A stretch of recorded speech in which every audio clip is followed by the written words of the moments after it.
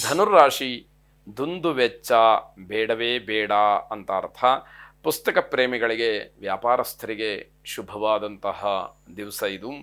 ಆದಾಯದ ಮೂಲವನ್ನು ನೋಡಿ ಖರ್ಚು ಹೆಚ್ಚಾಗ್ತಾ ಇದೆ, ಅದರಲ್ಲೂ ಬೇಡದೇ ಇರತಕ್ಕಂತಹ ಕೆಲಸಗಳಿಗೆ, ಬೇಡದೇ ಇರತಕ್ಕಂತಹ ಪದಾರ್ಥಗಳಿಗೆ ಹಣ ವ್ಯಯವಾಗ್ತಾ ಇದೆ, ದುಂದು ವೆಚ್ಚವಾಗ್ತಾ ಇದೆ. ಅದನ್ನು ಗಮನಿಸ್ಕೊಳ್ಬೇಕು. ದುಬಾರಿ ವಸ್ತುಗಳನ್ನು ಖರೀದಿ ಮಾಡಲೇಬೇಡಿ ಅನ್ನುವಂಥದ್ದು. ಬೇರೆಯವರಿಗೆ ಸಾಲದ ರೂಪದಲ್ಲಿ ಹಣ ಅಥವಾ ಪದಾರ್ಥವನ್ನು ನೀಡಬಾರ್ದು, ಒಡವೆ ವಸ್ತ್ರಗಳನ್ನು ನೀಡಬಾರ್ದು. ಅದೆಲ್ಲವೂ ಕೂಡ ನಿಮಗೆ ತೊಂದರೆಯನ್ನು ಮಾಡ್ತಕ್ಕಂಥದ್ದೇ ಆಗತ್ತೆ. ಸಹೋದರರಲ್ಲಿ ವೈಮನಸ್ಯ ಇರಬಹುದು, ಎಚ್ಚರಿಕೆ ಇರಲಿ, ನಿಮಗೆ ತಾಳ್ಮೆ ಇರಲಿ. ಅಣ್ಣ ತಮ್ಮ, ಅಕ್ಕ ತಂಗಿಯರ ಮಧ್ಯದಲ್ಲಿ ಜಗಳಕ್ಕೆ ಅವಕಾಶವಾಗುತ್ತೆ. ಅಂತಹ ಜಗಳ ಯಾವುದೋ ಪಿತ್ರಾರ್ಜಿತವಾದಂತಹ, ಪೂರ್ವಾರ್ಜಿತವಾದಂತಹ ಆಸ್ತಿಯ ವಿಚಾರಕ್ಕೋ, ಒಡವೆ ವಸ್ತ್ರಗಳ ವಿಚಾರಕ್ಕೋ, ಹಣದ ವಿಚಾರಕ್ಕೋ ಅಡ್ಡಿಯನ್ನು ಉಂಟು ಮಾಡುತ್ತೆ. ಅಂತಹ ಸಂಬಂಧಗಳು ಕಡಿದು ಹೋಗ್ತಕ್ಕಂತಹ ಸಾಧ್ಯತೆ ಹೆಚ್ಚಾಗಿದೆ. ಕುಬೇರ ಲಕ್ಷ್ಮಿಯನ್ನು ಪ್ರಾರ್ಥನೆ ಮಾಡಿ. ಶುಭವಾಗಿ. ಮಕರ ರಾಶಿ ಪ್ರೇಮಿಗಳಿಗೆ ಅಶುಭವಾಗ್ತಕ್ಕಂತಹ ದಿವಸ. ಜಾಗ್ರತೆಯನ್ನು ವಹಿಸಬೇಕು.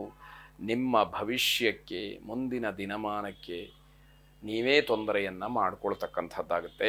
ವ್ಯಾಪಾರವನ್ನು ವಿಸ್ತರಿಸಕ್ಕೆ ಹೋಗಿ ಕೈಯನ್ನು ಸುಟ್ಕೊಳ್ತೀರಿ, ನಷ್ಟವಾಗತ್ತೆ. ಅದರ ಬಗ್ಗೆ ಎಚ್ಚರ ಇರಲಿ. ಧಾರ್ಮಿಕ ಮುಖಂಡರಿಗೆ ಹಿನ್ನಡೆಯಾಗ್ತಕ್ಕಂಥದ್ದು, ಅವಮಾನವಾಗ್ತಕ್ಕಂತಹ ಸಾಧ್ಯತೆ ಹೆಚ್ಚಾಗಿದೆ. ನಿಮ್ಮ ಸ್ಥಾನ ಏನು, ನಿಮ್ಮ ಗೌರವ ಏನು, ನಿಮ್ಮ ಜವಾಬ್ದಾರಿ ಏನು, ನಿಮ್ಮ ಮಾತೇನು, ನಿಮ್ಮ ಶುಚಿತ್ವ ಏನು, ನಿಮ್ಮ ನಡವಳಿಕೆ ಏನು, ಇದೆಲ್ಲದರ ಬಗ್ಗೆ ಸ್ವಲ್ಪ ಮಟ್ಟಿಗೆ ಗಮನ ಇರಬೇಕಾದಂಥದ್ದು ಮುಖ್ಯವಾಗುತ್ತೆ.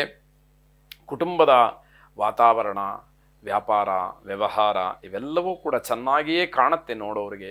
ಆದರೆ ನಿಮಗಿರತಕ್ಕಂತಹ ಸಮಸ್ಯೆ, ನಿಮಗಿರತಕ್ಕಂತಹ ಆರ್ಥಿಕ ಮುಗ್ಗಟ್ಟು ನಿಮಗೆ ಮಾತ್ರ ಗೊತ್ತಿರುವಂಥದ್ದು. ವಿರೋಧಿಗಳು ನಿಮ್ಮೆಲ್ಲ ಸಂತೋಷವನ್ನು ಹಾಳು ಮಾಡೋದಕ್ಕೆ ಕಾಯ್ತಾ ಇರ್ತಾರೆ. ಆ ಸಂದರ್ಭಕ್ಕೆ ಅನುಗುಣವಾಗಿ ಅವರು ನಿಮ್ಮ ಸಂತೋಷವನ್ನು ಕೂಡ ಹಾಳು ಮಾಡ್ತಾರೆ ಎನ್ನುವಂಥದ್ದು. ಸುದರ್ಶನ ಮಹಾವಿಷ್ಣುವನ್ನು ಪ್ರಾರ್ಥನೆ ಮಾಡಿ. ಶುಭವಾಗಿ. ಕುಂಭರಾಶಿ ಬೇರೆಯವರ ನಿರ್ಲಕ್ಷ್ಯ ನಿಮ್ಮ ಕೆಲಸಕ್ಕೆ ತೊಂದರೆಯನ್ನು ಮಾಡುತ್ತೆ. ನಿಮ್ಮದಲ್ಲಿ ಏನೂ ತಪ್ಪಿಲ್ಲ, ಆದರೆ ಬೇರೆಯವರ ಬೇಜವಾಬ್ದಾರಿತನದಿಂದ ನಿಮ್ಮ ಕೆಲಸಗಳು ಹಾಳಾಗುವಂಥದ್ದು. ಜವಾಬ್ದಾರಿಯ ಬಗ್ಗೆ ನಿಗಾ ವಹಿಸಬೇಕಾದಂತಹದ್ದು ಅನಿವಾರ್ಯ ಇರುತ್ತೆ. ಅದು ನಿಮಗೆ ಪ್ರತಿ ಹಂತದಲ್ಲೂ ಕೂಡ ಎಚ್ಚರಿಕೆಯನ್ನು ನೀಡ್ತಾ ಇರತಕ್ಕಂಥದ್ದಾಗುತ್ತೆ.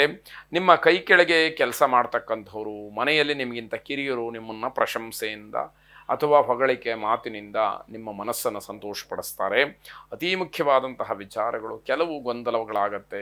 ಆದರೆ ಆಯ್ಕೆಗಳು ಹೆಚ್ಚಾಗಿದ್ದಾಗ ಗೊಂದಲಗಳಾಗತ್ತೆ ಎನ್ನುವಂಥದ್ದು ಸಾಮಾನ್ಯವಾದಂತಹ ವಿಚಾರ. ಹಾಗಾಗಿ ಸರಿಯಾದಂತಹ ತೂಕವಾದಂತಹ ನಿರ್ಧಾರ ಮುಖ್ಯವಾಗುತ್ತೆ. ಆರ್ಥಿಕವಾದಂತಹ ಸಮಸ್ಯೆಗೂ ಅವಕಾಶಗಳಾಗತ್ತೆ. ಸಾಯಂಕಾಲದ ಹೊತ್ತಿಗೆ ಸ್ವಲ್ಪ ಮಾನಸಿಕವಾದಂತಹ ಒತ್ತಡ ಕಡಿಮೆ ಆಗಿ ನೆಮ್ಮದಿಯ ನಿಟ್ಟುಸಿರು ನಿಮ್ಮದಾಗತ್ತೆ ಅಂತ ಹೇಳಬಹುದು. ಆದರೆ ಸಾಯಂಕಾಲದವರೆಗೆ ತಾಳ್ಮೆ ಇರಬೇಕಲ್ಲ, ಅದನ್ನು ಕಾಪಾಡಿಕೊಳ್ಳದೆ ಇದ್ದರೆ ಇಡೀ ದಿನ ವ್ಯರ್ಥವಾಗ್ತಕ್ಕಂಥದ್ದು. ನೌಕರರಿಗೆ, ವಿದ್ಯಾರ್ಥಿಗಳಿಗೆ ವಿಶೇಷವಾಗಿ ತಾಳ್ಮೆ ಪರೀಕ್ಷೆ ಆಗ್ತಕ್ಕಂತಹ ದಿವಸ. ತುಂಬ ತಾಳ್ಮೆ ಬೇಕಾದಂಥದ್ದು. ಆಂಜನೇಯನನ್ನು ಪ್ರಾರ್ಥನೆ ಮಾಡಿ. ಬುದ್ಧಿ, ಬಲ, ಯಶಸ್ಸು, ಧೈರ್ಯ, ಶರೀರದಲ್ಲಿರತಕ್ಕಂತಹ ಜಾಡ್ಯ ದೂರವಾಗುವಂಥದ್ದು ಇವೆಲ್ಲವೂ ಕೂಡ ಆ ಆಂಜನೇಯನ ಅನುಗ್ರಹದಿಂದ ಉತ್ತಮವಾಗಿ ಸಿಗಬೇಕಾದಂತಹದ್ದು. ಯಾವೆಲ್ಲ ಅಂಶಗಳಿದೆ ಅದೆಲ್ಲ ನಮ್ಮ ಪಾಲಾಗಲಿ, ಕೆಟ್ಟ ಅಂಶಗಳೆಲ್ಲ ನಮ್ಮಿಂದ ಹೊರಟು ಹೋಗಲಿ ಅನ್ನುವಂತಹ ಭಾವನಾತ್ಮಕವಾಗಿ ಪ್ರಾರ್ಥನೆ ಸಲ್ಲಿಸಿ. ಶುಭವಾಗಿ. ಕೊನೆಯದಾಗಿ ಮೀನರಾಶಿ ಪ್ರೇಮಿಗಳಿಗೆ ಹಿನ್ನಡೆ, ಏನೋ ಒಂದು ರೀತಿಯ ಉದ್ವಿಗ್ನತೆ, ಭಯ ಕಾಡ್ತಕ್ಕಂಥದ್ದಾಗುತ್ತೆ. ಕುಟುಂಬದ ಹಿರಿಯರ ಪ್ರೀತಿಯನ್ನು ಗಳಿಸಿ ಅವರ ಮನಸ್ಸನ್ನು ಗೆಲ್ತಕ್ಕಂತಹ ಕೆಲಸವನ್ನು ಮಾಡಿ ಅವರ ಅಭಿಮಾನಕ್ಕೆ ನೀವು ಭಾಜನರಾಗಿ ಅಂತಕ್ಕಂಥದ್ದು. ಅಧಿಕಾರದ ಭಯ, ಸ್ಥಾನಚ್ಯುತಿ ಇವೆಲ್ಲವೂ ಕೂಡ ನಿಮಗೆ ಕಾಡುವಂಥದ್ದಿದೆ. ಉನ್ನತ ಹುದ್ದೆಯಲ್ಲಿ ಇದ್ದರೂ ಕೂಡ ನಿರಾಸೆ ಅನ್ನುವಂಥದ್ದು ತಪ್ಪಿದ್ದಲ್ಲ ಅಂತ ಅರ್ಥ. ಅತಿಯಾದಂತಹ ಆತ್ಮವಿಶ್ವಾಸ, ಓವರ್ ಕಾನ್ಫಿಡೆನ್ಸ್ ನಿಮಗೆ ತೊಂದರೆಯನ್ನು ಮಾಡ್ತಕ್ಕಂಥದ್ದಿದೆ.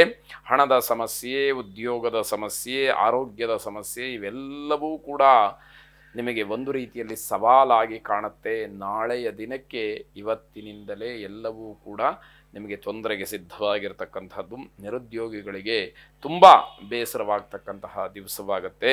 ಇಷ್ಟ ದೇವತಾ ಪ್ರಾರ್ಥನೆಯನ್ನು ಮಾಡಿ ಮಾನಸಿಕವಾದಂತಹ ಸಮಾಧಾನವನ್ನು ತಂದುಕೊಳ್ಳಿ. ಶುಭವಾಗಿ.